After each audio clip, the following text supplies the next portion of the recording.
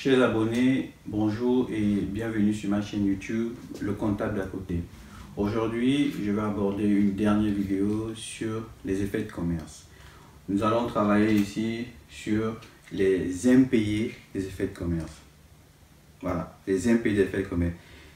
J'ai publié plusieurs vidéos sur ma chaîne concernant les effets de commerce.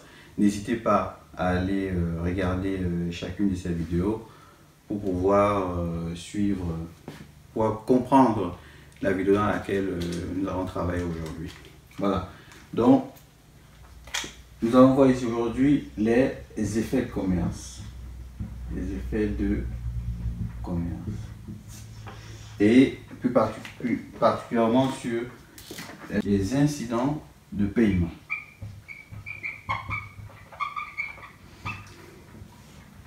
Voilà, les incidents de paiement. Juste un petit rappel, dans ce que nous avons vu précédemment, nous avons vu qu'il peut arriver que le client ou bien le débiteur est dans l'incapacité de payer sa dette à l'échéance. Il vient donc voir le créancier pour demander une prorogation de la date d'échéance. Si le créancier n'a pas encore remis les faits à l'encaissement ou à l'escompte, le créancier peut donc accepter de proroger évidemment la date de l'échéance. Dans ce cas, il annule l'ancien effet de commerce parce que l'effet de commerce figure encore dans son portefeuille. Il annule l'effet de commerce et il crée un nouvel effet de commerce. Voilà.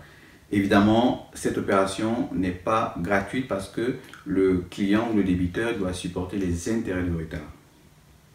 Voilà. Ça, c'était la première chose. Donc, prorogation de la date d'échéance en ce qui concerne les incidences de paiement. Et que, donc, prorogation de la date d'échéance, prorogation de la date d'échéance, sachant que l'effet n'a été ni remis à l'encaissement, ni remis à l'encaissement, ni remis à l'escompte. Voilà, on a vu ça. Maintenant, on peut avoir une prorogation de la date d'échéance. On pourrait la date d'échéance avec effet déjà des effets déjà mis à l'escompte. Lorsque l'effet est déjà mis à l'escompte, comment ça se passe? Je vous invite à aller regarder la vidéo précédente où nous avons abordé ces sujets, nous avons abordé également le traitement comptable. Maintenant, nous allons voir la prorogation dans le cas prorogation de la date d'échéance avec effet déjà mis à l'encaissement.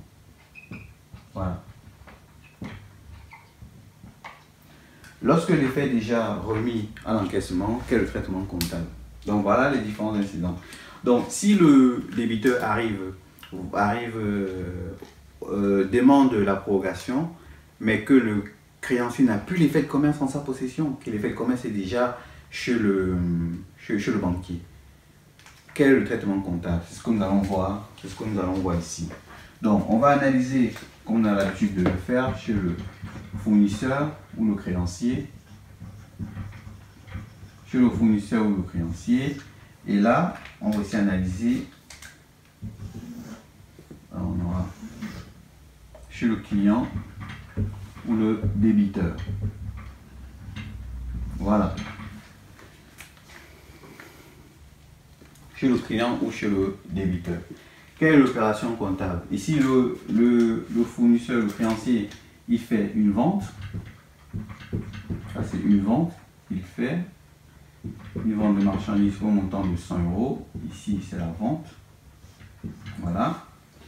Et il met en place l'effet de commerce. Il tombe d'accord avec son client pour la mise en place d'un paiement via l'effet de commerce. Donc, on solde le compte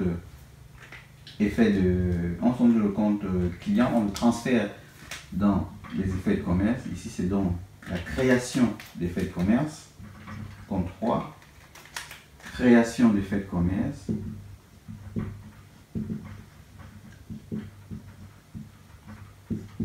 Voilà. Et on a dit ici que nous sommes dans le cas de l'incident. C'est quoi? L'incident ici, c'est que l'effet de commerce a été remis à l'escompte. Donc ici, c'est la remise à l'escompte. On va bien préciser ici. Nous sommes dans ce cas-là, dans le cas de la remise à l'escompte. C'est celui-là, ce dernier cas. L'effet a été remis à l'escompte. Donc, l'écriture à passer ici, c'est l'écriture de remise à l'escompte. Voilà. Donc, on aura donc le compte 51 qui montre le compte banque, qui montre que l'argent est presque sur notre compte bancaire. Mais on ajoute 13 ici, le compte 13, ça nous fait donc effet à l'escompte. Non, pas effet à l'escompte, mais effet à l'encaissement. Voilà, effet à l'encaissement. Voilà. Et on solde le compte effet de commerce. Le compte effet de commerce est soldé. Ici, c'est soldé pour 100 €. Donc, ce compte-là n'existe plus. Il est soldé par celui-là. Et ça est soldé par ça. Ok? Donc, ça c'est la remise à l'encaissement. Voilà. Et dès que c'est remis à l'encaissement, qu'est-ce qu'on a? Lorsqu'on l'effet est remis à l'encaissement, lorsqu'on remet un effet à l'encaissement, c'est parce que on doit entrer en possession de l'argent. Donc, imaginez où on est. Imaginons ici qu'on est dans un effet de commerce. Ici, c'est la date de création de l'effet de commerce. On va mettre ici la création et ça, c'est la date de paiement de l'effet de commerce. Ok? La date de paiement. Le créancier vient ici. L'effet de commerce a une durée de combien? On va mettre ici 10 jours pour simplifier les choses. Ok? Le créancier vient le 9e jour. Le 9e jour, il fait une remise. Il fait une remise à l'encaissement. La remise à l'encaissement, c'est quoi? La remise à l'encaissement, c'est parce que tu déposes ton effet de commerce auprès de ton banquier et tu attends tout simplement la date butoir pour pouvoir toucher ton argent. La date butoir ici, c'est le 10e jour. Ok? Ici, ce n'est pas une négociation. Ici, on n'a pas besoin de l'argent avant la date prévue initialement. N'oublions pas que dans un effet de commerce, la date de paiement est connue à l'avance. Mais moi, je dois avoir mon argent 10 jours après la création. Donc, le 9e jour, je dépose mon chèque chez mon banquier. Voilà. Le banquier s'arrange à me verser de l'argent le 10e jour. Ok?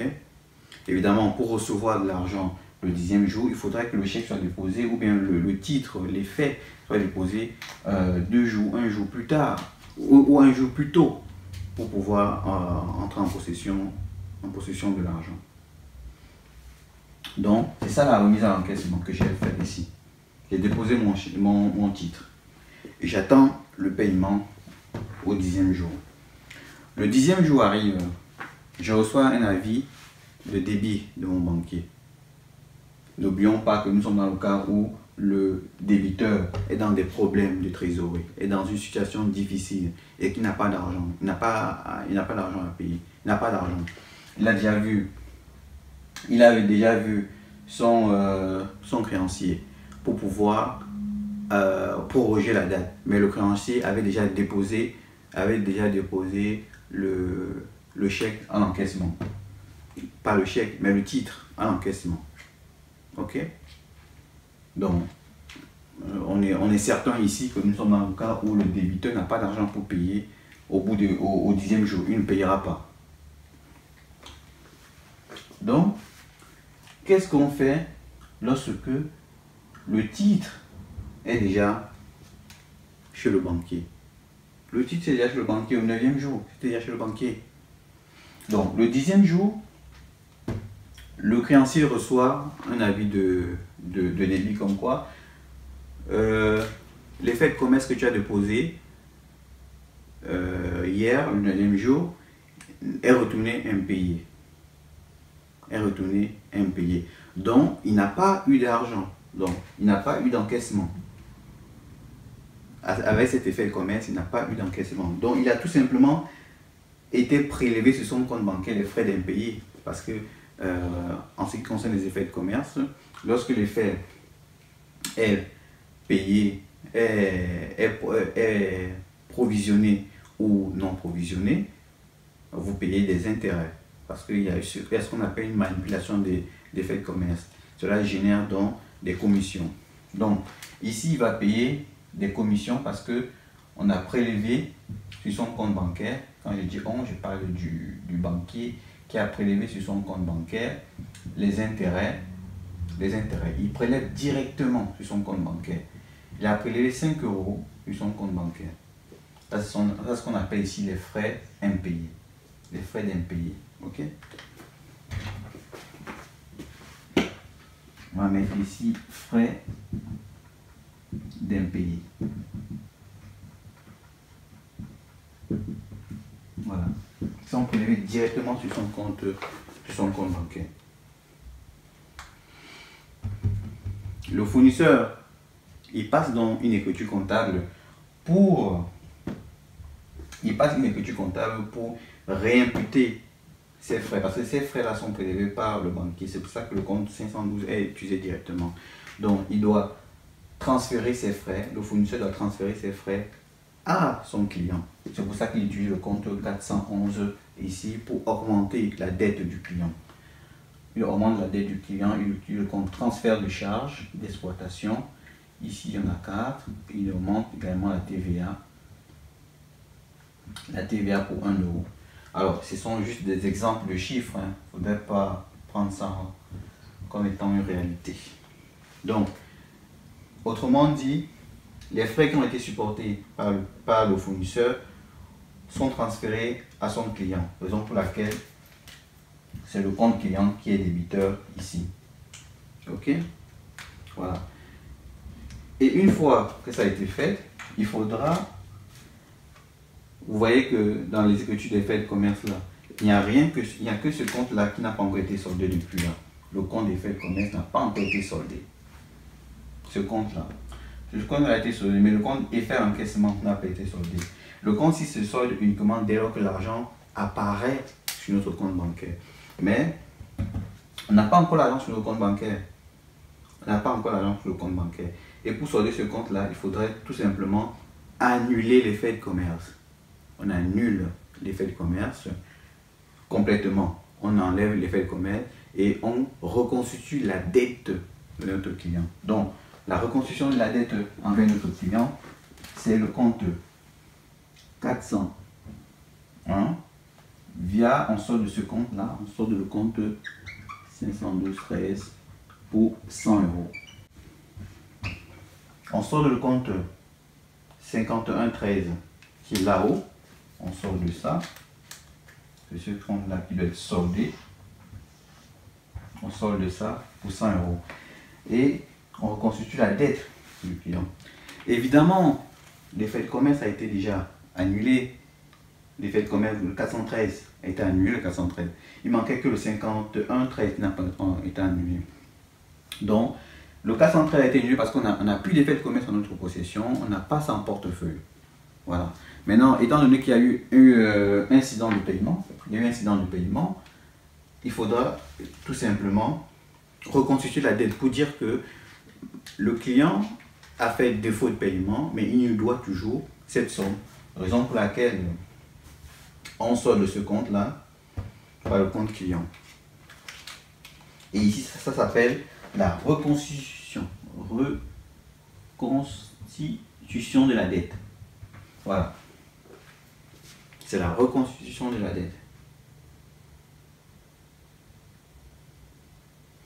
Et qu'est-ce qu'on passe, quelle écriture qu'on passe sur le client, sur le débiteur? Là, c'est la vente, forcément chez lui, c'est l'achat. Donc, qu'est-ce qu'on a? Le compte achat par le compte client pour fournisseur pour 100 €. Ici, c'est la création des faits de commerce. Ici, on aura donc, c'est la création des faits de commerce pour 100 €.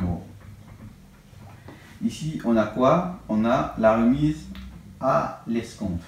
Qu'est-ce qu'on a ici? On n'a rien. On n'a pas de remise à l'escompte parce que le client n'est pas au courant de cette remise à l'escompte en ce jour-là. Il n'est pas au courant de cela, donc il n'y a pas d'écriture. Les frais d'impayés ici. Le client, pareil, il n'est pas au courant de ça pour les frais d'impayés ici. Par contre, le client il est au courant lorsqu'il y a transfert des frais d'impayés. Donc lorsque la dette du client augmente ici, c'est là où il y a transfert des frais d'impayés. Donc le client reçoit via son fournisseur une facture de frais d'impayés. Et lui, il enregistre donc sa facture pour frais d'impayés. Voilà, ici on a les frais, évidemment, et là on a la TVA. Et enfin, on va solder le compte, on va augmenter, c'est-à-dire notre dette avec notre fournisseur. Voilà. Notre dette avec notre fournisseur. Et évidemment, ça s'annule, ça s'annule. Voilà. Mais qu'est-ce qu'on remarque? On remarque que le compte effet est encore dans notre portefeuille, alors qu'on n'a pas d'argent, on n'a pas payé à l'échéance. L'échéance arrivait, c'est-à-dire 10 jours plus tard, on n'a pas pu payer parce qu'on n'avait pas d'argent. Donc, qu'est-ce qu'on fait? On sort de cet effet de commerce, on annule l'effet de commerce. Donc, on annule l'effet de commerce. Par quoi? La dette, on reconstitue la dette envers notre fournisseur pour 100 €. Voilà. Donc, ce compte-là s'annule complètement. Il s'annule complètement avec, vous voyez, il s'annule complètement avec celui-là. Et donc, annulation avec celui-ci.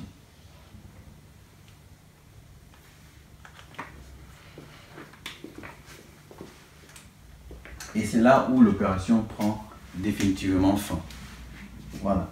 Donc, il y a deux écritures ici, deux articles qui n'ont pas été passés, tout simplement parce que le client n'est pas au courant de la remise à l'encaissement et des frais impayés. Ok? Il devient au courant dès lors que le compte client a été débité sur son client. En contrepartie, c'est-à-dire dans le sens inverse, il reçoit la facture et enregistre la charge. Voilà. Donc, en résumé, nous avons vu les différentes écritures qu'on peut passer en cas d'incident de paiement. Donc, la question que vous allez vous poser à chaque fois, c'est de savoir, il y a incident de paiement, est-ce que l'effet est remis à l'encaissement ou non? Est-ce que l'effet est remis à l'escompte ou non? Voilà. Si l'effet n'est pas remis à l'encaissement ni à l'escompte, ça signifie que l'effet est encore dans le portefeuille du créancier. Et encore dans son portefeuille. Dans ce cas, on peut proroger la date ou on peut annuler, on peut même modifier même le montant s'il y a une remise à faire là-dessus. Mais sachant que si l'effet est encore dans le portefeuille du fournisseur, l'écriture comptable à passer c'est quoi? C'est annulation de l'effet de commerce, création du nouvel effet de commerce et enfin imputation des intérêts de retard. Si l'effet de commerce est remis à l'escompte, donc le client, le débiteur arrive tard, arrive dès lors arrive au moment où le créancier a déjà remis l'effet à l'escompte, dans ce cas, le débiteur n'a pas payé, il n'aura pas d'argent pour payer. Donc, il faudrait que le client, le fournisseur constate une annulation de l'effet ou bien une reconstitution évidemment de l'effet et l'imputation des intérêts pour frais, les commissions pour frais d'impayés. Ça, on a vu ça dans l'une des vidéos, sur les effets de commerce. Enfin, la dernière, c'est ce que nous avons vu aujourd'hui. L'effet a été remis à l'escompte. Et vous voyez, lorsque l'effet est remis à l'escompte, moi, ce que moi j'aime bien ici, c'est la remise à l'escompte là. La remise à l'escompte, ou bien lorsqu'on est dans le cadre d'une remise à l'encaissement. Ce compte-là, il faut savoir l'utiliser. Je dis toujours que la remise à l'escompte, c'est l'effet, l'argent n'est pas encore sur mon compte, mais l'argent est presque dans mon compte bancaire. C'est pour ça que j'utilise le compte 51. C'est l'astuce qu'il faut retenir. Le compte 51, c'est un peu comme le compte banque 512. Je ne peux pas utiliser le compte 512 ici, parce que l'argent n'est pas encore viré sur mon compte bancaire. Dès que l'argent sera viré sur mon compte bancaire, j'utiliserai ce compte-là. C'est pourquoi si vous regardez dans les vidéos précédentes, la remise à l'encaissement, vous allez voir que le 512 a été débité et on a crédité le compte 5113. 5113, c'est-à-dire on a fait quoi lorsqu'on a remis à l'encaissement et qu'il y a acceptation de l'argent, c'est-à-dire au bout de 10 jours, l'argent, le titre est vraiment payé. On a quoi? On a le compte 512 dans ce cas et on retire les intérêts, on retire les commissions, on retire la TVA sur commission et enfin on sort de le compte là pour dire que le compte là n'existe plus. C'est pour ça qu'on le met au débit. Donc là on a au débit et ici on a au crédit. Voilà l'écriture qui a été passée en cas de remise à l'escompte. À l'escompte ou à l'encaissement, hein. Évidemment, si c'est à l'escompte, c'est pas le compte 5113, c'est plutôt le compte 5114 si c'est à l'escompte. Évidemment, lorsqu'on est dans une remise à l'escompte, on n'a pas d'intérêt ici. Par contre, lorsqu'on est dans une remise à l'escompte, on a l'intérêt, mais dans une remise à l'encaissement, on n'a pas d'intérêt. Voilà. Donc, je vous remercie d'avoir regardé cette vidéo. Chers abonnés, n'oubliez pas de liker la vidéo, de la partager avec vos amis. Ensemble, nous allons échanger sur nos petites astuces en comptabilité. Voilà, je vous donne rendez-vous à la prochaine vidéo. Et n'oubliez pas de cliquer sur la cloche de notification pour être en contact avec moi à chaque fois que je mettrai une vidéo sur mon espace. Je vous remercie et à bientôt.